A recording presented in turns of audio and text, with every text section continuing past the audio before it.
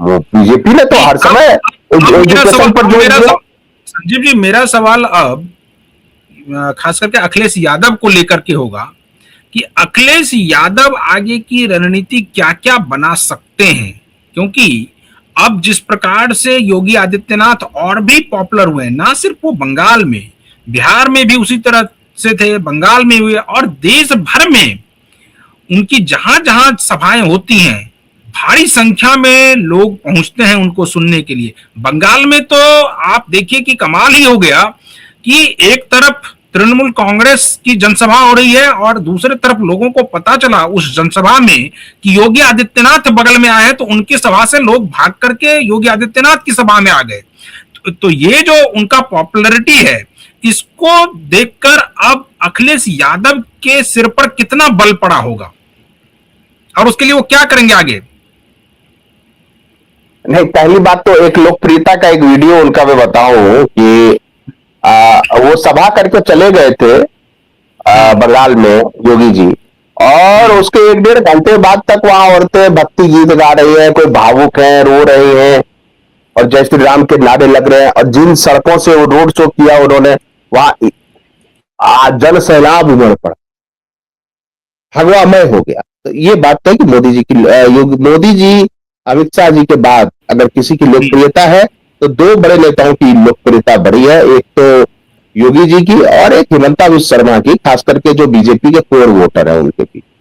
अब आइए सपा के बारे में। देखिए, सपा जो सुप्रीमो है अखिलेश जी, उन्हें ऐसा लगता है कि वो लोकसभा चुनाव वाला प्रदर्शन अगर दोहरा देंगे तो फिर वो सत्ता, लखनऊ की सत्ता पर बैठ जाएंगे। लेकिन दिक्कत यह है कि अभी समय है और मायावती जी ने भी सक्रियता का संकेत दिया। अगर वो पूरी तरह से सक्रिय हो गई तो जो जाटव वोट पिछली बार सपा को गया था वो फिर लौट आएगा, इधर बसपा के पे।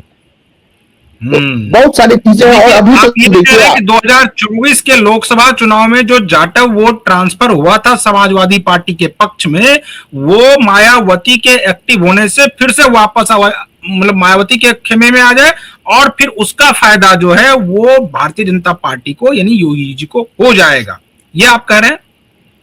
हाँ, ये देखिए, ये तो होगा ही। इसके अलावा देखिए, अब योगी जी के चेहरे पर ही चुनाव होना यूपी का, तो अब क्षत्रिय समाज जो है वो उनकी नाराजगी अभी तक दूर हो गई है। लेकिन हाँ, यूजीसी को लेकर जो है सवर्ण समाज में कुछ आक्रोश है, लेकिन सुप्रीम कोर्ट में वो स्टे है और सरकार के वकील ने अभी तक सुप्रीम कोर्ट में सवर्ण समाज के याचिका का विरोध नहीं किया, उनकी डिमांड का विरोध नहीं किया। और यूजीसी के सेक्रेटरी को हटाया भी गया जो जोशी थे। तो संकेत दे रही बीजेपी, यूजीसी वाली इशू को भी समाधान कर लिया जाएगा समय रहते। और अगर एक बार ऐसा हो गया तो फिर मुझे लगता है कि देखिए, वैसे यूपी का जो बैटल ग्राउंड होगा, तब तक अगर बंगाल भी बीजेपी जीत जाती है तो फिर अखिलेश जी के लिए मुश्किल होगा नैरेटिव वार, क्योंकि 1-2 बयान ही अखिलेश देखिए जब फिर चुनाव प्रचार करेंगे तो उनके 1-2 बयान ही पोलराइज्ड करने के लिए काफी होगा इलेक्शन को। तो फिर ऐसे ही बयान देंगे, स्वामी प्रसाद मौर्य अविवादित बयान देंगे, अखिलेश जी जब अपने लय में जाएंगे तो बहुत विवादित बयान देंगे। लेकिन देखिए, बीजेपी ने क्या किया, बिहार में भी क्या किया, सोशल इक्वेशन को देखा, पहले अपना सोशल बेस बढ़ाना है। अभी आप देखिए, निषादों के सबसे बड़े नेता संजय निषाद बीजेपी के साथ अलायंस में, राजभरों के सबसे बड़े नेता राजभर जी, वो राजभर जी किसके साथ हैं, एनडीए के साथ है, बीजेपी के साथ है। इधर दीदी पटेल दीदी जो है वो भी अपना दल वाली, वो भी बीजेपी के, अनुप्रिया दीदी वो भी बीजेपी के साथ है।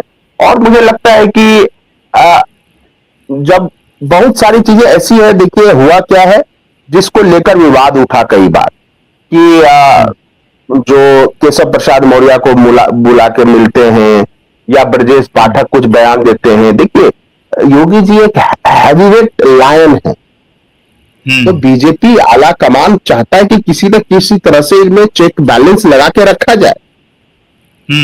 तो वो कभी कभी ऐसा, इससे नैरेटिव ये जाता है कि मौर्य जी अलग है, केशव मौर्य अलग है, ब्रजेश पाठक अलग लाइन पे चल रहे हैं और योगी जी अलग लाइन पर चल रहे हैं। लेकिन जब इलेक्शन आएगा तो फिर से जो उंगलियां कुछ कुछ खुली हुई है मुट्ठी में बदल जाएगी, क्योंकि फिर सबके जीने मरने और का सवाल होगा। और यूपी आप लूज करके उसकी भरपाई कहीं से बीजेपी नहीं कर पाएगी।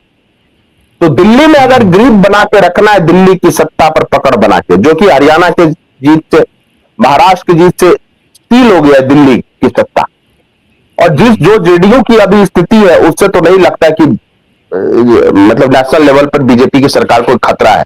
लेकिन यूपी अगर हारेगी बीजेपी, ऐसा तो मुझे दिखता नहीं, तो नैरेटिव वार पे इंडिया गठबंधन लीड ले सकता है। इसलिए मुझे लगता है अगर यूनाइटेड होकर बीजेपी लड़ेगी, और बहुत सारे इश्यूज हैं जो बीजेपी के पक्ष में, क्योंकि अखिलेश और राहुल जब जाके मुंह खोलेंगे तो आधी जीत तो वहीं से शुरू हो जाएगी बीजेपी।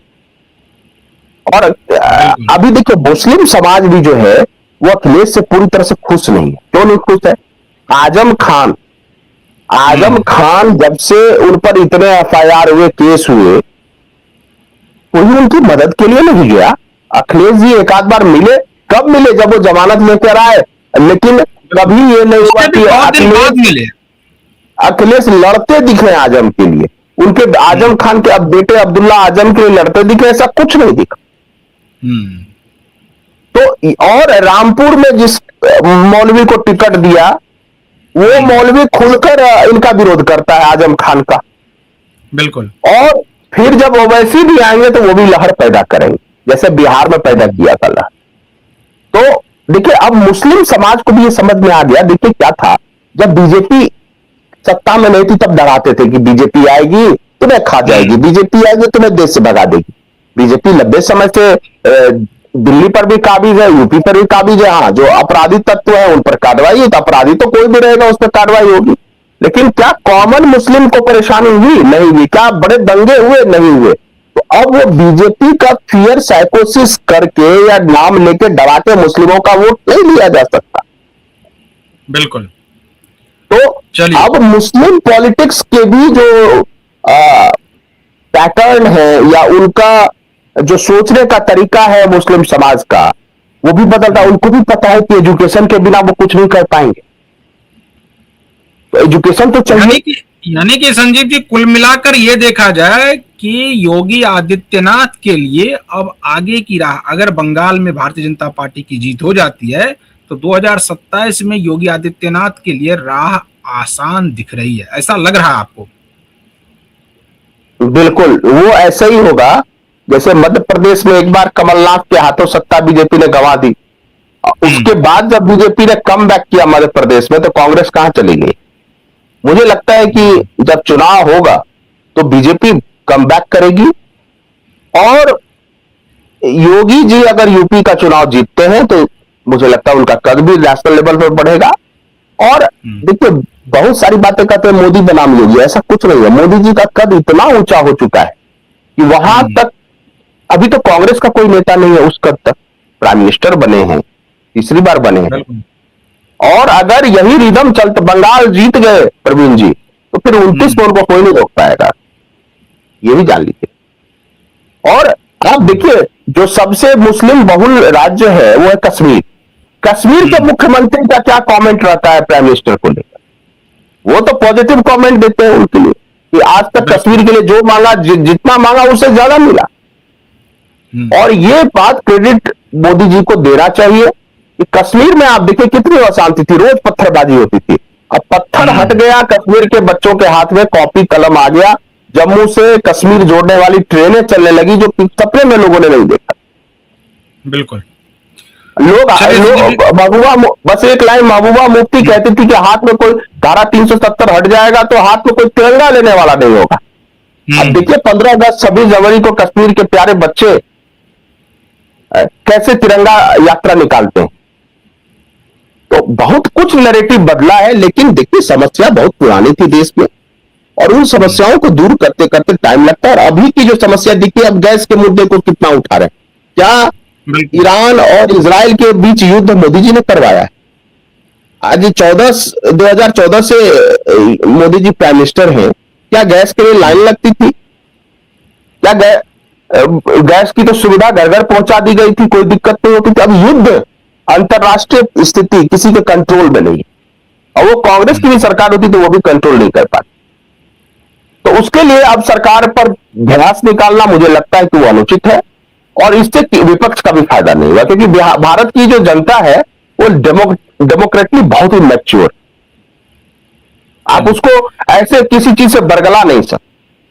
उनको भी पता युद्ध है, सरकार की भी अपनी सीमाएं हैं, उस सीमा में रहते हुए अभी तक पेट्रोल और डीजल की कीमत स्थिर रखा, वो भी जो है एक उपलब्धि है सरकार। चलिए चलिए संजीव जी, तो आज हम लोग इस डिबेट को यहीं पर खत्म करते हैं। कल किसी और मुद्दे के साथ फिर हाजिर होंगे। तब तक जो दर्शक इस वीडियो को यूट्यूब चैनल के जरिए देख रहे हैं, चैनल को सब्सक्राइब कर लीजिए, वीडियो को फटाफट शेयर कर दीजिए। अगर आप इस वीडियो को फेसबुक पेज के जरिए देख रहे हैं तो पेज को फॉलो कर लीजिए और वीडियो को वहां से भी शेयर कर सकते हैं। एक्स पर भी हमारे साथ जुड़ सकते हैं। बाकी तमाम खबरों के लिए आप बने रहिए क्यू वाइब के साथ। मुझे दीजिए अनुमति, नमस्कार।